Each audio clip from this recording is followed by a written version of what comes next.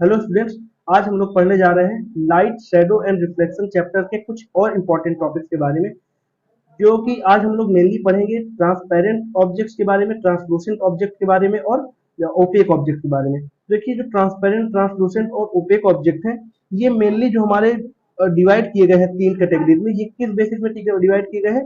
ये किसी भी मटेरियल की एबिलिटी के ऊपर डिवाइड किए गए हैं कि उस मटेरियल की कितनी एबिलिटी है कि वो कितने अमाउंट ऑफ लाइट को अपने थ्रू पास कर सकता है। ठीक है, तो इसको अगर बोलना चाहें तो transparent, translucent and opaque objects जो भी होते हैं, nature of material depend upon their ability to allow the light to pass through them. ठीक है, मतलब अपने आप से कितने अमाउंट ऑफ लाइट को पास कराते हैं, उस बेसिस में हम किसी भी मटेरियल को डिवाइड करते हैं, ट्रांसपेरेंट, ट्रांसलूसेंट और ओपेक के बारे में, के कैटेगरी में। ठीक है, तो एक एक करके तीनों की बात करते हैं। सबसे पहले हम लोग बात करेंगे ट्रांसपेरेंट ऑब्जेक्ट्स के बारे में। ठीक है, देखिए, स्टार्ट करने से पहले थोड़ा सा मैं और आपको बता दूं कि देखिए, जो भी मैं टॉपिक आपको पढ़ाने जा रहा होता हूँ, उस टॉपिक के बारे में आप लोग थोड़ा पढ़ के आया करिए। उससे क्या होगा कि आप लोग को ज्यादा क्लियरिटी मिलेगी। वहां से आप पहले से कुछ ना कुछ समझे रहेंगे अपने पढ़ने से, फिर जब मैं यहाँ पे आपको समझा रहा हूँ तो वो चीज आपको क्लियर हो जाएगी। ठीक है, ना कि आप लोग समझदार हैं। चलिए स्टार्ट करते हैं ट्रांसपेरेंट ऑब्जेक्ट के।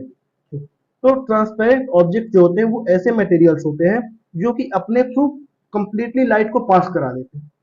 ये क्या करते हैं? ये क्या करते हैं? लाइट को अलाउ करते हैं अपने थ्रू पास करने में। ठीक है, materials which allows light to pass through them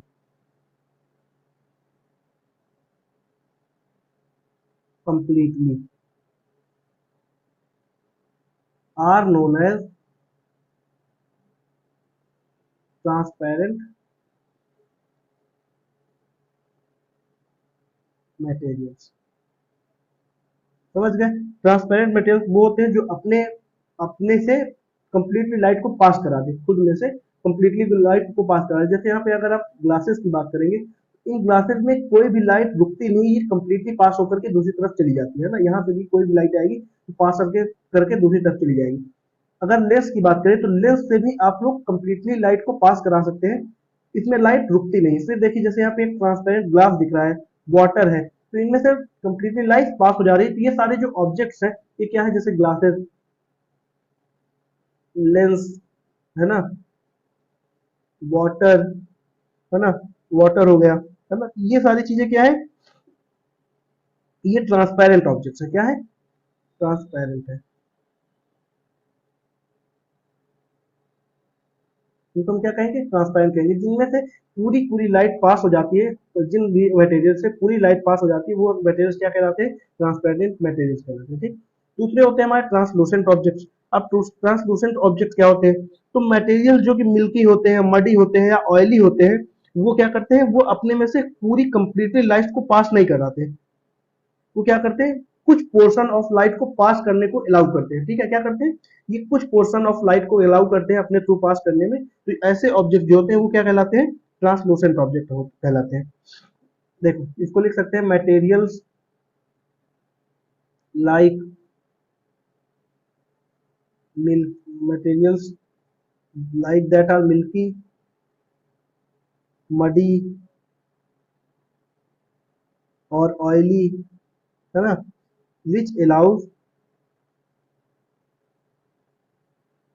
A portion of light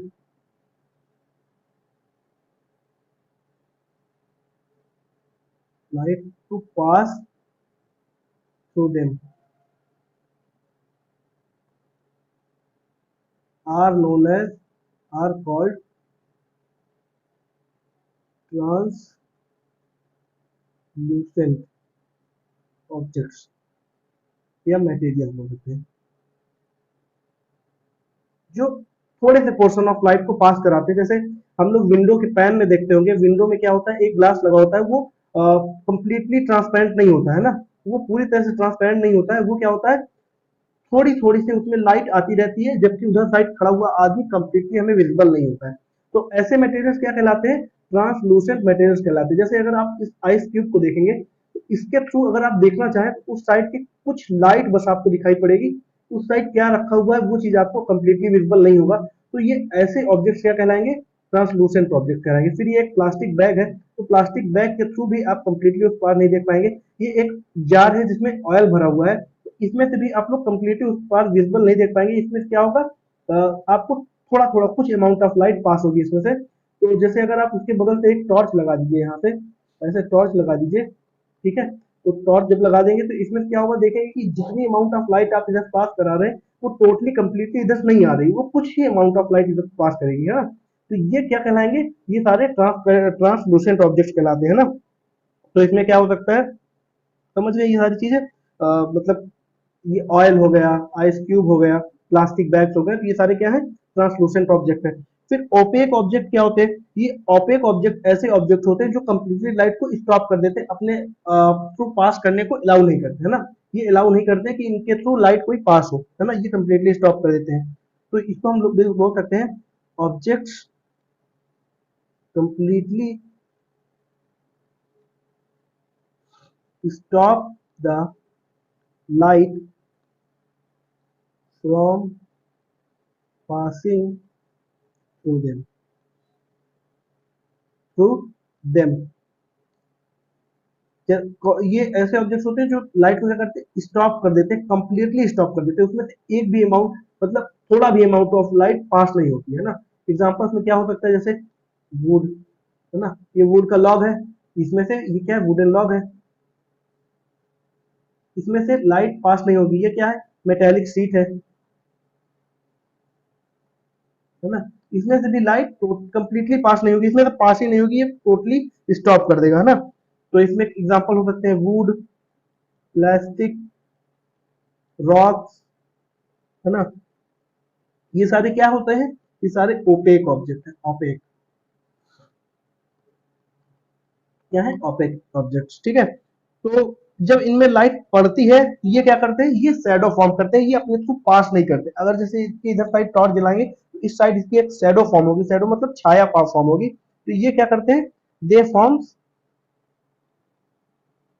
they form shadow, ठीक है। ये क्या करते हैं, शैडो फॉर्म करते हैं, किस साइड, अपोजिट साइड पे, ठीक है। जिधर साइड सोर्स ऑफ लाइट होता है उसके अपोजिट साइड पे ये फॉर्म करते हैं शैडो, ठीक है। चलिए, आपने जान लिया ट्रांसपेरेंट, ट्रांसलूसेंट और ओपेक ऑब्जेक्ट। ट्रांसपेरेंट में कंप्लीटली लाइट पास हो जाती है, ट्रांसलूसेंट में कुछ पोर्शन ऑफ लाइट पास होती है, ओपेक ऑब्जेक्ट्स में बिल्कुल भी लाइट पास नहीं होती, ठीक है।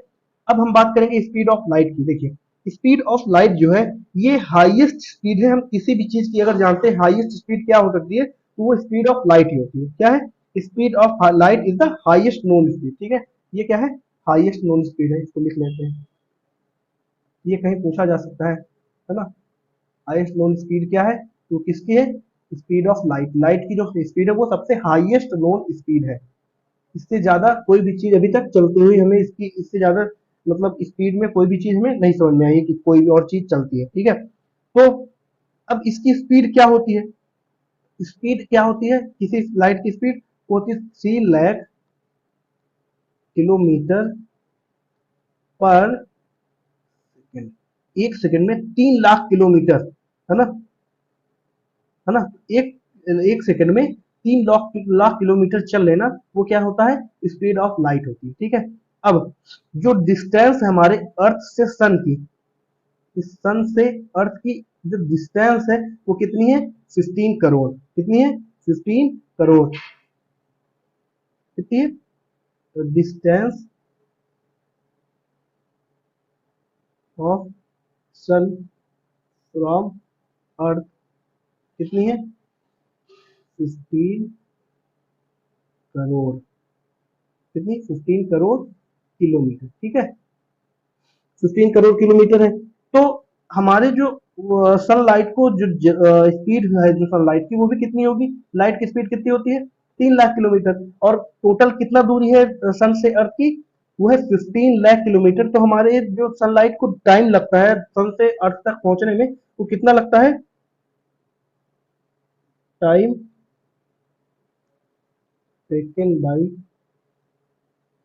सनलाइट टू रीच अर्थ, कितना लगता है, वो लगता है 500 सेकेंड्स, कितना लगता है, लगभग 500 सेकेंड के आसपास, अप्रोक्सीमेट है, अप्रोक्स 500 सेकेंड, ठीक है, 500 सेकेंड के आसपास। ये लगभग कितना हुआ, ये इक्वल होगा लगभग 8 मिनट, 8 मिनट 20 सेकेंड के बराबर, ठीक है। तो टाइम जो लगता है अर्थ, सन से अर्थ में लाइट को आने में, वो कितना टाइम लगता है, 8 मिनट 20 सेकेंड के आसपास लगता है, ठीक है, समझ गए। ये एवरेज टाइम है जो कि अर्थ सनलाइट वहां से यहाँ तक आने में लेती है, ठीक है। ये बात समझ में आई, ठीक है। सन स्पीड ऑफ लाइट समझ में आई, स्पीड ऑफ लाइट क्या है, 3 लाख किलोमीटर पर सेकेंड है, ठीक है। डिस्टेंस ऑफ सन फ्रॉम अर्थ कितनी है, वो है 15 करोड़, है ना, 15 करोड़। तो टाइम कितना लगता है, 8 मिनट 20 सेकेंड लगता है सन को, सन से अर्थ तक लाइट को आने पे, ठीक है।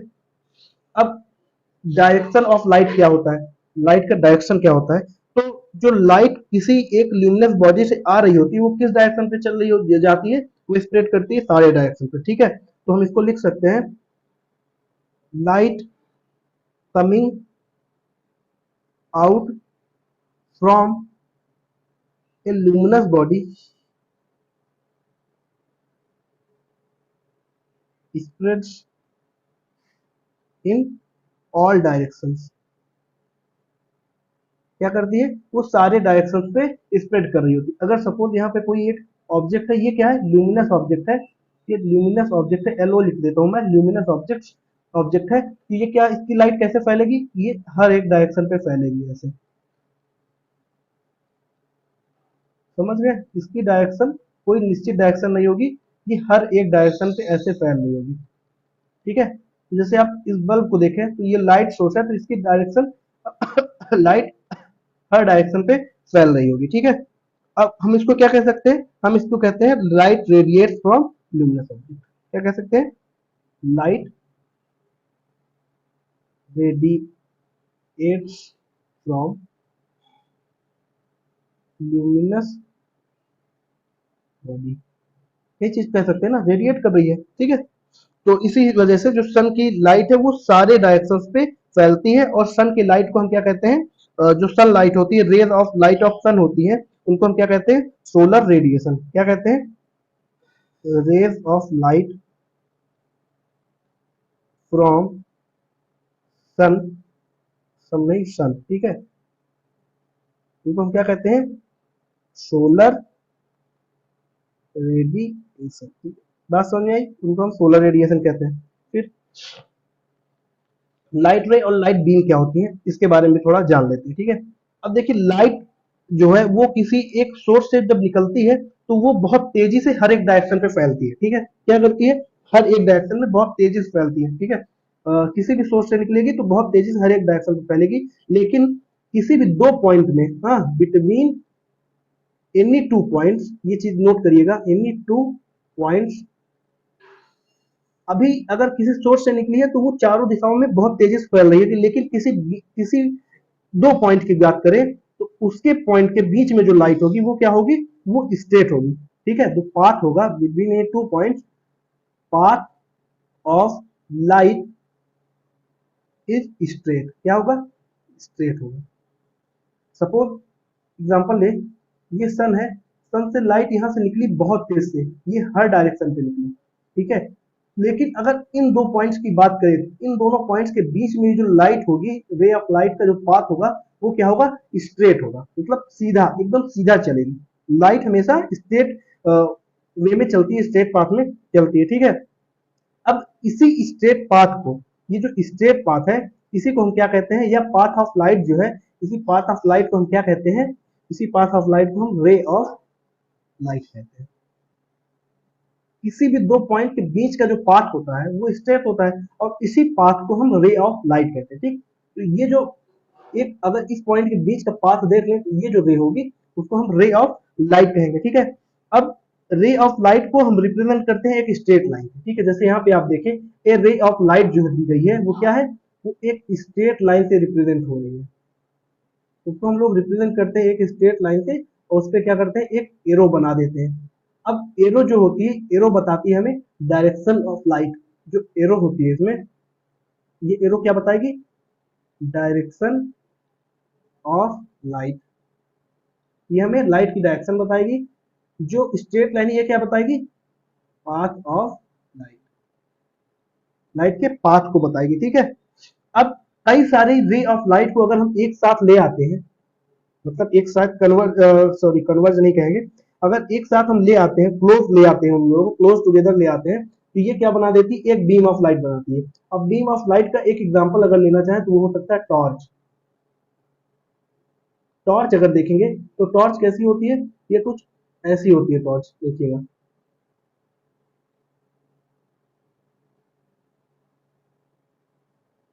है ना, यहाँ पे बटन होती है, आप जब बटन प्रेस करते हैं तो ये लाइट ऐसे फेंकती है ना।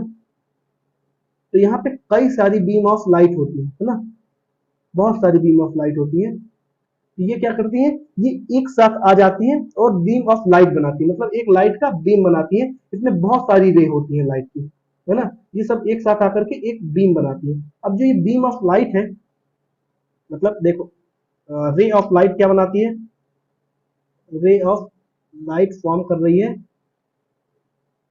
बीम ऑफ लाइट, लाइट की बीम फॉर्म कर रही है। और बीम ऑफ लाइट से दो तरह की होती है, कौन कौन सी, कन्वर्जिंग और डाइवर्जिंग। कन्वर्जिंग होती है और डाइवर्जिंग होती है। कन्वर्जिंग मतलब जो एक जगह पे केंद्रित हो रही है, ठीक, एक जगह पे आकर के, इस पॉइंट पे आकर के कोई चीजें आकर के इकट्ठा हो जाना, तो वो कन्वर्जिंग कहलाएगी। और डाइवर्जिंग होती है कि एक पॉइंट से अलग अलग दिशाओं पे फैल जाना, डाइवर्ज हो जाना, तो वो क्या कहलाएगी, डाइवर्जिंग कहलाएगी। ठीक है, कन्वर्जिंग होता है, देखिए यहाँ पे देखिए, रे ऑफ लाइट खूब सारी आई और क्या हो गई, एक पॉइंट पे, इस पॉइंट पे इकट्ठा हो गई, इस पॉइंट पे इकट्ठा होने से ये कन्वर्ज हो गई। लेकिन डाइवर्जिंग में क्या हो रहा है, इस पॉइंट पे फैल रही है, अलग अलग दिशाओं पे जा रही है। तो आप समझे, रे ऑफ लाइट क्या होती है, रे ऑफ लाइट एक स्ट्रेट लाइन होती है, स्ट्रेट पाथ होता है किसी दो पॉइंट के बीच में। अब उस स्ट्रेट पाथ को हम रिप्रेजेंट करते हैं एक स्ट्रेट लाइन से, और फिर उसके उसको रिप्रेजेंट करने में एक एरो लगती है, और वो एरो हमें डायरेक्शन बताती है कि लाइट किस तरफ जा रही है। ठीक है, डायरेक्शन ऑफ लाइट बताती है कि लाइट किस डायरेक्शन पे जा रही है। अब एक कई सारी रे ऑफ लाइट को हम इकट्ठा कर देते हैं तो वो फॉर्म करती है बीम ऑफ लाइट, वो बीम ऑफ लाइट को फॉर्म करती है। और बीम ऑफ लाइट का एग्जांपल एक हम ले सकते हैं टॉर्च। टॉर्च में कई सारी रे ऑफ लाइट होती हैं और वो सब इकट्ठा होकर के एक बीम बनाती है ना, तभी तो फोकस करके एक जगह पे फोकस रहती है ना। तो ये बीम लाइट बीम होती है एक तरह का। ठीक है, फिर उसके बाद बीम ऑफ लाइट दो तरह की होती है, एक कन्वर्जिंग होती है, एक डाइवर्जिंग होती है। तो बीम ऑफ लाइट मतलब एक पॉइंट से वो लाइट डाइवर्ज हो रही होगी, कई दिशाओं में जा रही होगी, या फिर कई दिशाओं से, तो वो डाइवर्जिंग में क्या होता है कि एक दिशा, छोटे पॉइंट से दूसरी कई दिशाओं में जा रही होगी। कन्वर्जिंग में क्या होता है, कई दिशाओं से आकर के एक जगह पे इकट्ठा हो जाती है। तो ये बीम ऑफ लाइट ऐसे वर्क करती है। ठीक है, चलिए आज की क्लास हमारी यहीं तक रहेगी। नेक्स्ट वीडियो हम लोग बात करेंगे थोड़ा सा पिन होल कैमरा के बारे में, कि वो क्या चीज होता है और किस लिए यूज होता है। फिर हम लोग शैडो और रिफ्लेक्शन के बारे में भी अगले वीडियो पे बात करेंगे। ठीक है, तो आज का वीडियो यहीं तक, आप लोग इसको फिर से पढ़िएगा, समझिएगा और मन लगा के पढ़िएगा, तो ये आप लोग को बहुत अच्छा लगेगा। चैप्टर बहुत अच्छा है, बहुत प्यारा चैप्टर है, बहुत अच्छे से समझ सकते हैं, कोई दिक्कत नहीं है इसमें। तो बस एक बार अच्छे से समझिएगा, पढ़िएगा, आराम से समझ में आएगा। ठीक है, चलिए मिलते हैं नेक्स्ट वीडियो पे, तब तक के लिए थैंक यू।